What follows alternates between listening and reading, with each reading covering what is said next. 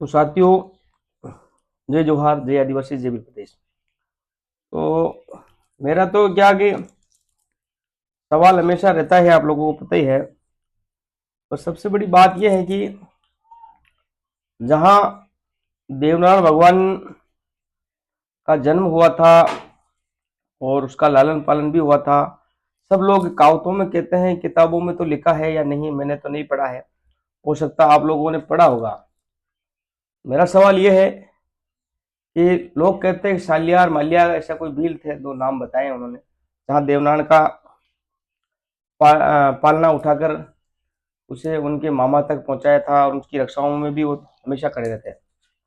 कई बार ऐसा होता है कि जहां मेरी सोच है उससे शायद तक समाज उससे भी आगे चलती है, पर वैचारिक बात यह है कि सालियार मालिया मरे तो कहाँ गए, तो मरने के बाद वो कौन सी गोत्र के थे और कहाँ के थे ये किसी को पता नहीं। हमें उनका पता करना चाहिए। वो थे तो वो कहाँ बैठे, जहाँ लोगों की मदद करने में हमेशा आगे रहते थे, तो कहीं ना कहीं उनका भी पत्थर गाड़ा जाता था या उनके बारे में लिखा जाता था। जहाँ आसिंद के मालासरी में गया था, वहां एक पनेरमा के अंदर सालियार मालिया लिख रखा है, तो कैसे माने कि वो भील थे? उनके पीछे भील लगाना जरूरी था। दूसरा सवाल आप सब लोग सोचें, जरूर विचार करें, क्या हमारे पूर्वज गोली पकड़ने का काम करते थे या नहीं?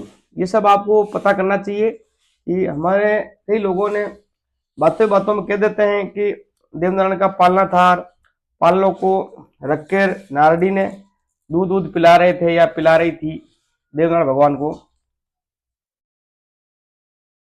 उस मध्य में भील समाज के लोग कहीं गोलियां पकड़ने चले गए थे, तो ये वाकई सत्य था या नहीं, इस पर आप लोगों को विचार करना चाहिए। क्योंकि मेरे को जहां तक मेरी माँ से पूछा और बड़े बुजुर्गों से पूछा, तो गोलियां तो नहीं पकड़ते थे, खरगोश है, तीतर है, ये भले पकड़ते थे, मेरे को पता है।